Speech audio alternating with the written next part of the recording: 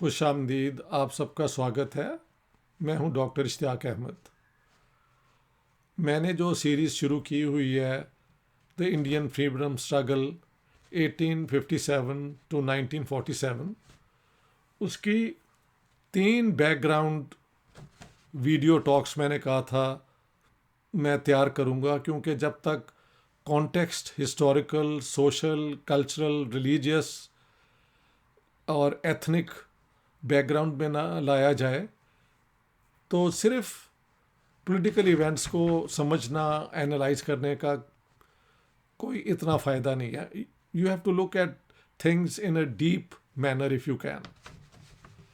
जाहिर है ये एक ओवरव्यूज़ हैं जो मैं आपके सामने पेश कर रहा हूँ। डिटेल्स तो आएंगी जब हम फ्रीडम स्ट्रगल की तरफ आएंगे। तो बैकग्राउंड ये है कि इंडिया को यूनाइट करने का काम क्या सिर्फ the British did it in a way, जो वो इंडिया छोड़ के गए वो बिल्कुल एक नया इंडिया था, इसमें कोई शक नहीं है।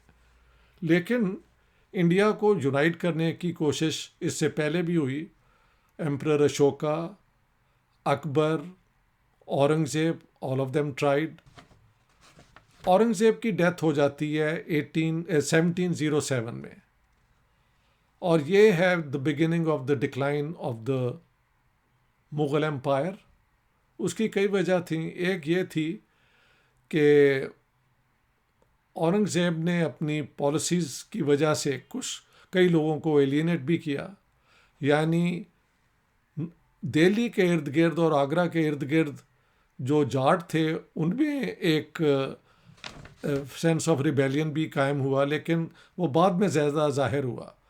लेकिन ऑलरेडी नॉर्दर्न इंडिया में, पंजाब में और इस इलाके में जो राइजिंग सिख पावर थी ना, उसका भी एक कॉन्फ्रंटेशन हुआ मुग़ल एम्पायर के साथ।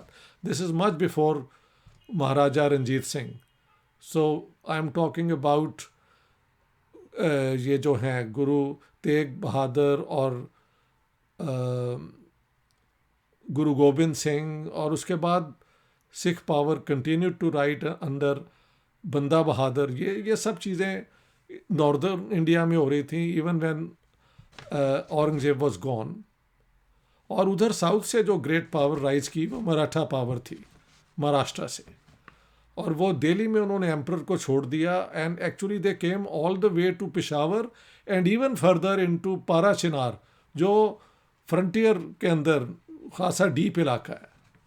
आई have met some Indian and Pakistani ये जो राव होते हैं, और उनके बड़े जो हैं कुछ हिंदू थे, कुछ सिख हो गए, कुछ मुसलमान भी हो गए।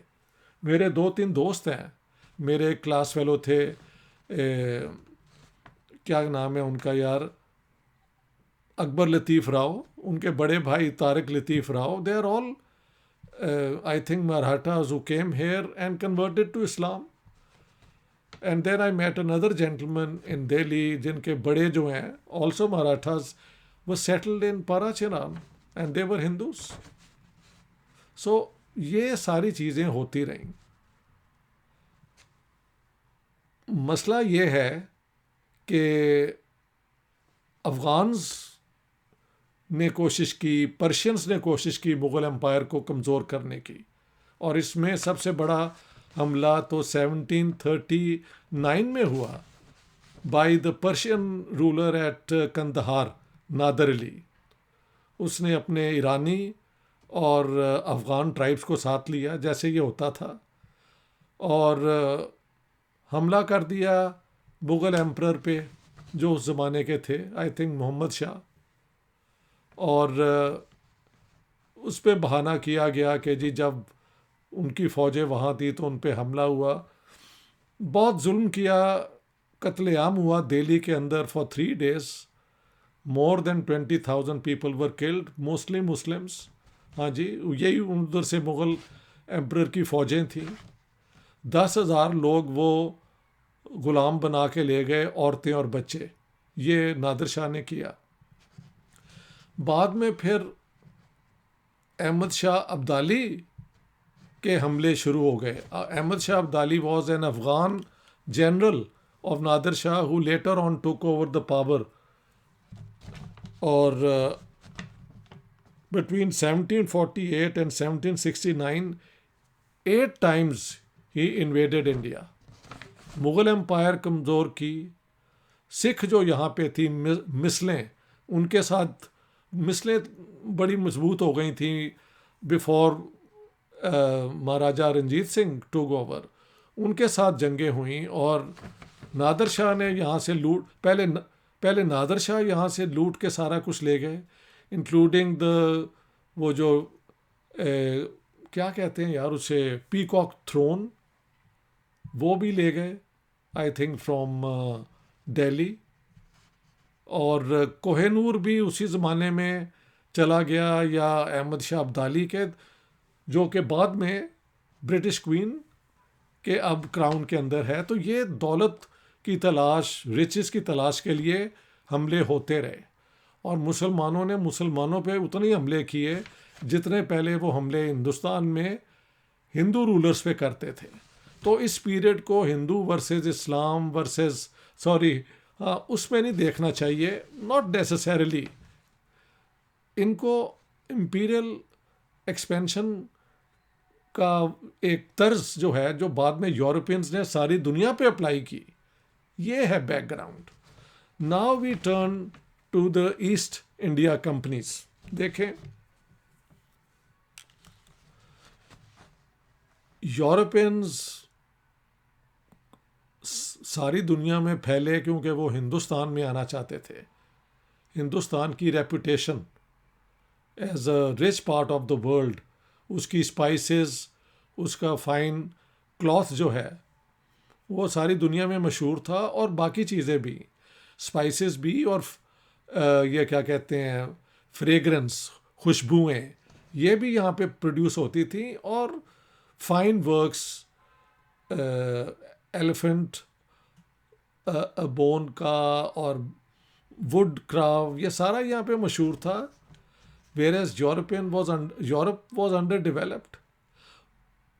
हिंदुस्तान का रास्ता ढूंढते ढूंढते उन्होंने अमेरिका ढूंढ लिया, और वहाँ पे जो जुल्म हुआ उसकी बात कभी और करेंगे। लेकिन in the 15th century the Portuguese came, Vasco da Gama, ये आई थिंक सूरत के इर्द गिर्द वेस्टर्न इंडिया में। उसके बाद डच केम, उसके बाद the British came, the French came, and even the Danish, Norwegian companies, East India companies, they came originally to do business, यहाँ की गुड्स ले जाके अपने यूरोप में बेचने के लिए।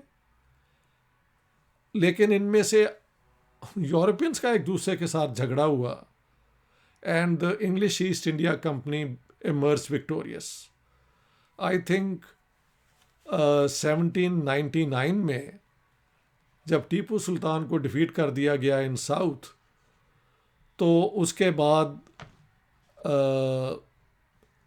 1757 में, by the way I should go back, 1757 में रॉबर्ट क्लाइव ने बंगाल के अंदर जो थे गवर्नर सिराजुद्दौला को डिफीट की। उसके बाद बैटल ऑफ बक्सर में मुग़ल एम्परर को डिफीट किया, और उनकी सारी रेवेन्यूज़ लेने शुरू कर दिए। The last resistance was in the south by Tipu Sultan. उसके बाद, उससे पहले उनके वालिद जो थे वो लड़ते रहे, but Tipu Sultan was defeated in 1799। On the other hand, Punjab के अंदर ये वो जो हैं गुजरांवाले से one of the Sikh generals emerged, and that was Maharaja Ranjit Singh.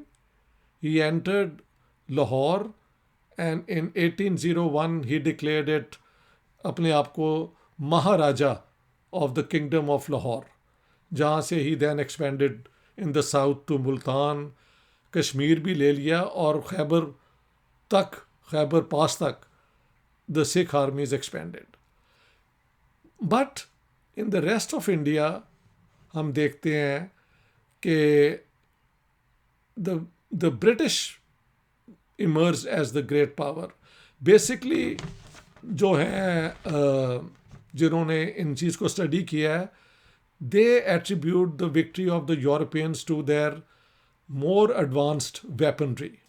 ख़ास तौर पे आर्टिलरी पे शशि थरूर ने बहुत ज़ोर दिया है, और भी मैंने पढ़ा है कि उनकी मिलिट्री जो है preparation, drill, organisation prove to be superior. एक और बात बता दूं, all of them recruited local people into their armies. लिहाजा ये कहना कि इंडिया में कोई नेशनलिस्ट फीलिंग्स थी, I would say that it's a good argument to feel great about, but that's not the truth. The British Indian Army जो मद्रास से शुरू हुई, बंगाल में और बिहार से रिक्रूट हुई, वो सारी जो है लोकल लोगों को उन्होंने लिया, और क्योंकि उनको रेगुलर सैलरीज मिलती थी, पेंशन मिलती थी, लेकिन सारे जो उनके ऑफिसर्स थे, they were Englishman and they were rude to them, they mistreated them. लेकिन ये वो पीरियड है जिसकी मदद से उन्होंने फिर सारे सब कॉन्टिनेंट को शॉर्ट ऑफ ये कॉन्कर भी किया। हाँ जी, उसके अंदर आप देखें इतनी लूट मार हुई है, इतनी लूट मार हुई है by the East India company, जो इंग्लिश ईस्ट इंडिया कंपनी है, कि I think Shashi Tharoor has calculated up to, I think, 39 trillion, yeah, even more. These figures one can always check up, but the figure is staggering. जैसे मैंने कहा 27% अगर यहाँ से दुनिया की प्रोडक्शन होती थी और इंटरनेशनल ट्रेड में हिस्सा था 23%, तो वो एक्सपोर्ट ही होता होगा। एंड पीपल हैव आर्ग्यूड कि यहाँ पे शिपिंग इंडस्ट्री भी थी। ठीक है, वो यूरोप की तरफ नहीं गए, वो ज़्यादा साउथ ईस्ट एशिया की तरफ गए, सिलोन की तरफ गए, शायद अरबों के साथ भी उनकी ट्रेड होती थी, अफ्रीका के साथ भी कुछ होती थी। लेकिन बाद में Europeans, because of superior naval power and weapons, military क्या कहती हैं, वेपनरी जो है उसमें, और की वजह से they prove to be successful. और इस तरीके से ईस्ट इंडिया कंपनी ने जो लूट मार की है, रॉबर्ट क्लाइव तो नोटोरियस है for that. He took millions of pounds worth of wealth from the sub continent. इसके अंदर जो थे गवर्नर जनरल विलियम हेस्टिंग्स पे तो केस भी चला, औरों पे भी चला हाउस ऑफ कॉमन्स के अंदर। और there is a lot of literature showing के that the East India Company only looted the wealth of India, creating famines, creating great poverty. हाँ, एक बात यहाँ पे कह दूँ कि within the East India Company Macaulay, जिसको मिसकोट किया जाता है, I have seen this document going around which is a fake document saying कि हम जब इंडिया में आए तो यहाँ पे तो कोई गरीब ही नहीं था, यहाँ पे कोई फ़कीर ही नहीं था, तो हमारी पॉलिसी होनी चाहिए कि इंडिया का सारा इल्म हम ख़त्म कर दें और यहाँ पे पॉवर्टी क्रिएट करें। That's a fake document attributed to Macaulay, Lord Macaulay. What he said was कि यहाँ पे ईस्ट इंडिया कंपनी की जो है ना हुकूमत, उसने इंडियंस को बहुत ब्रूटली लूटा है, और this is against the principles on which the best principles of British government are formed. Well, that was a good argument.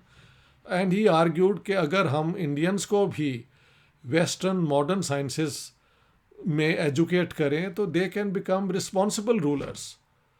Now that may sound very patronising, but that was a widely held view that Indian knowledge, Indian literature had stagnated. The type of literature being used was not very applicable to the modern times. इसलिए कैसे modern state चलती है, उसकी bureaucracy कैसे manage होती है, उसके revenues को कैसे अकाउंटेबल उन्हें अकाउंट्स रखना चाहिए, उसको डिफेंड कैसे करना चाहिए, इन सारी चीज़ों के लिए you have to treat India educate Indians who would become part of the government of the East India Company. So Macaulay was not against the East India Company's rule, but against its misrule. That is the basic thing. लेकिन हुआ इससे ये कि यहाँ पे extreme poverty आ गई। यहाँ पे Shashi Tharoor has given great details कि यहाँ की टेक्सटाइल इंडस्ट्री दुनिया में मशहूर सी। एक और किताब है मुखर्जी की, which I read when I was going to university and college, वो थी the rise and fall of the English East India Company. वो भी आप ज़रूर पढ़ें। लेनिन ने इस पे लिखा है और मार्क्स ने भी लिखा है कि किस तरह यहाँ पे the rape of India took place in terms of its economic wealth. हाँ, ये सारी चीज़ें जो हैं, English East India company was a pass master. ठीक है, मुग़लों ने भी एक्सप्लॉइट किया और the ruling class lived in luxury, I can well imagine, but they shared it also with all the other rulers जिनको उन्होंने अंडर देयर पैरामाउंसी लिया हुआ था। But the British only used it one way, एक दूसरे के खिलाफ लड़ाना। They were very good at creating, spies within the Mughal Empire and other empires, और उनको यूज़ किया एक दूसरे के खिलाफ। सिराजुद्दौला की defeat was because of his own father-in-law, Mir Jafar, who betrayed him। अब बाद में किताबें लिखी गई हैं कि जी नहीं, मीर जाफ़र ने इसलिए किया था because Siraj-ud-Daulah was a madman, a cruel man। I don't want to go into these details. Whatever the explanations, the net result was a massive outflow of the wealth of India। और कहा जाता है कि जो इंग्लिश इंडस्ट्रियलाइजेशन है उसमें ये wealth played a major role, कि वहाँ की इंडस्ट्रीज़ देखें, साइंटिफिक रेवोल्यूशंस तो हो गई थी, but you need capital to invest. तो वो इन्वेस्टमेंट जो है, यहाँ से जो वेल्थ गई थी उसने उसकी बुनियाद बनाई। बाद में ज़ाहिर है वहाँ की मिडिल क्लासेस ने और अपर क्लासेस ने उस पर इन्वेस्ट किया। We will talk about that when we talk about 1857। But I want to end up here by saying कि the decline of the Mughal Empire starts with the death of Aurangzeb in 1707. Then a number of invasions take place, Nader Ali ki and Ahmad Shah Abdali ki, and who all benefit from this were the rising European powers जिनकी अपनी फिर जंगें हुई, और the British or the English East India Company drove away all others from India, leaving small pockets in Pondicherry to the French, और कहीं और ये Dutch और ये और वो को छोटी छोटी footholds दे दिए, but the rest the English proved to be the most successful in using all, क्या कहना चाहिए,